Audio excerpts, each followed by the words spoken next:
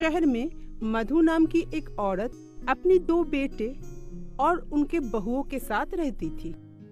बड़ा बेटा अमर और उसकी पत्नी सीता, छोटा बेटा संदीप और उसकी पत्नी नैना। उसकी दोनों बहुएं ही बहुत खूबसूरत और समझदार थे। दोनों बहुएं काफी पढ़ी लिखी भी थे। अमर और सुदीप मिलकर मेडिसिन का बिजनेस चलाते थे। मधु अपनी दोनों ही बहुओं से बहुत प्यार करती थी और अपनी बहुओं को हर काम के लिए उत्साहित करती थी। बड़ी बहू सीता को घर का काम करना, सबकी सेवा करना बहुत अच्छा लगता था, इसलिए वो दिन भर संसार का काम ही करती रहती थी। पर नैना को संसार का काम करना कुछ खास पसंद नहीं था, इसलिए वो नौकरी के लिए अप्लाई करती रहती थी। काफी कोशिशों के बाद उसे एक ऑफिस में नौकरी मिली।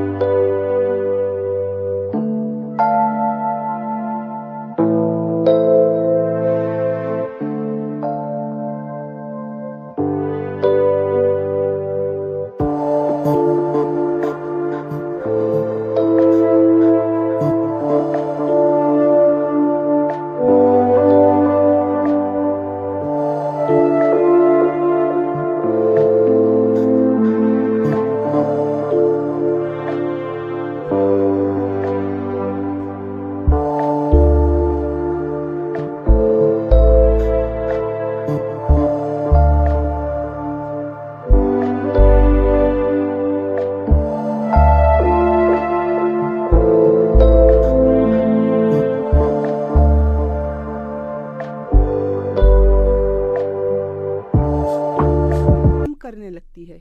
नैना भी सीता का हाथ बटाने आ जाती है।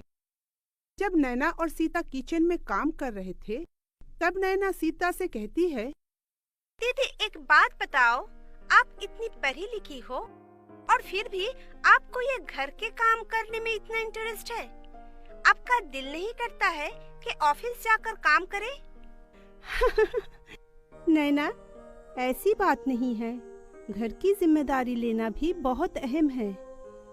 रहने दो दीदी, आप बस घर का काम ही करो। आप ये क्यों नहीं कहते हैं कि आप जॉब हासिल ही कर नहीं सकते? फिर नैना मन ही मन सोचने लगी, मैं भला क्यों बकवास कर रही हूँ?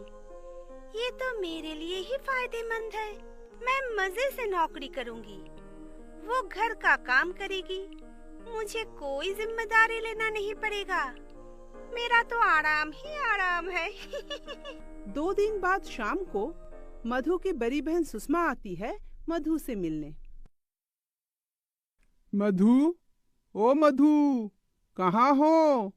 हाँ आओ, बैठो बैठो। बड़े दिनों बाद आए दीदी, और हाल बताओ।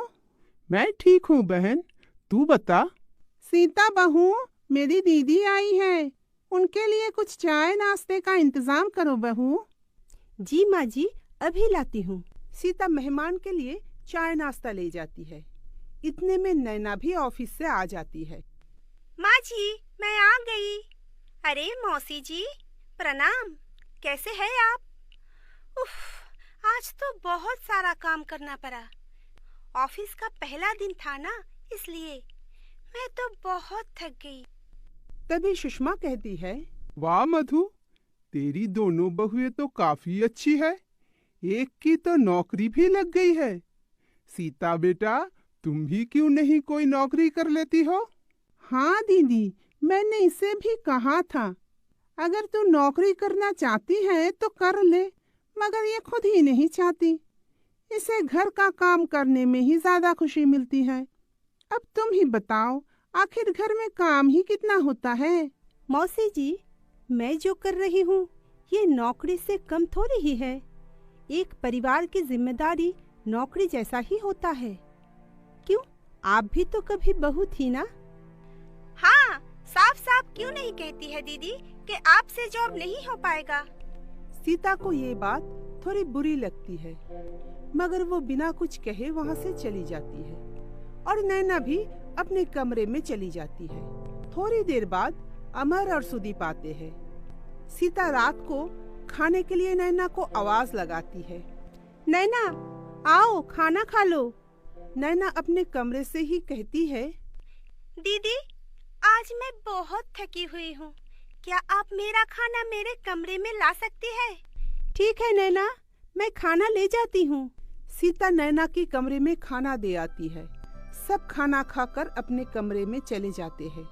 सीता अकेले ही सारा काम खत्म करती है। उस दिन के बाद से धीरे धीरे नैना लगभग घर का सभी काम करना बंद कर देती है।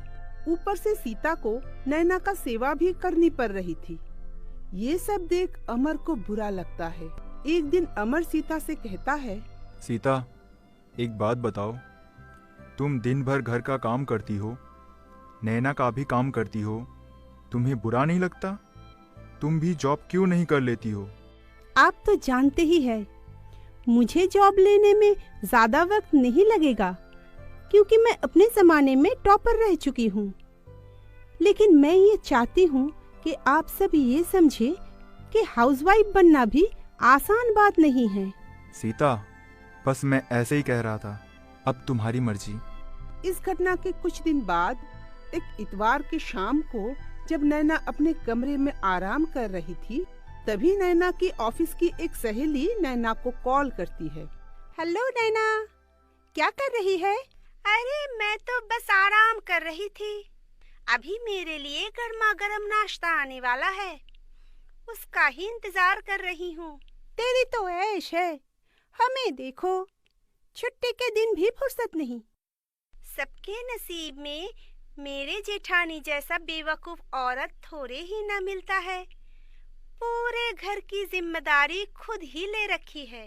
मेरी तो कोई टेंशन ही नहीं है, ऊपर से मेरी भी सेवा कर देती है। अच्छा मैं अभी फोन रखती हूँ, दीदी आते ही होंगे। सीता खाना लेकर नैना के कमरे के बाहर खड़े होकर सब सुन लेती है। नैना के फोन रखते ही वो अंदर खाना रखकर चली जाती है। नैना की कही बात से सीता को बहुत दुख हुआ। सीता रात भर बस यही अपने मन में सोचने लगी, मैं समझती थी कि सब मेरे संसार के प्रति प्यार को सम्मान करेंगे, लेकिन ये लोग तो मेरे प्यार का फायदा उठाने लगे। सिर्फ हाउसवाइफ बनकर रहूंगी तो मुझे कोई रेस्पेक्ट नहीं देगा। अब मुझे भी कुछ करके दिखाना होगा। लोगों को ये दिखाना होगा कि हाउसवाइफ बनना आसान नहीं, बल्कि नौकरी करना आसान है। अब मैं हाउसवाइफ और जॉब दोनों करके दिखाऊंगी।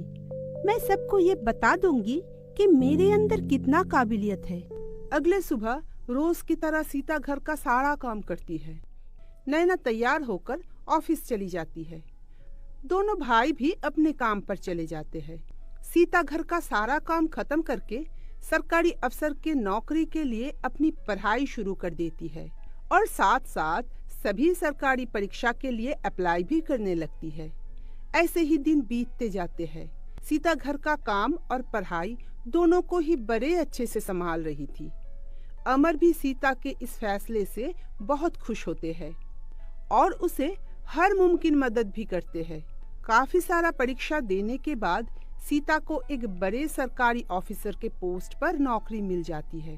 सीता की कामयाबी देख घर में सब बहुत खुश होते हैं। सीता सबका नाम रोशन करती है। तब वो अपने सास से कहती है, देखा माँ जी, मैंने कहा था ना कि मैं भी जॉब हासिल कर सकती हूँ। बस मुझे ये बताना था कि घर की बहू बनना कितना मुश्किल काम होता है। और नैना, तुम बड़ी बड़ी बात करती हो ना। देखो, मैंने घर भी संभाली और जॉब भी हासिल कर लिया, वो भी तुमसे कई गुना बेहतर जॉब। सीता की बात सुनकर नैना को शर्मिंदगी महसूस होती है। हाँ दीदी, मुझे माफ कर दीजिए। बेटा, तुम सही थी, हमें माफ कर दो। नहीं नहीं माँ जी, माफी मत मांगिए। बस ये जान लीजिए कि कोई भी काम आसान नहीं होता है, सबके लिए मेहनत चाहिए। उस दिन के बाद से नैना भी घर के कामों में बराबर की मदद करने लगी। मधु की दोनों बहुएं अब घर भी संभालती थी और नौकरी भी करती थी।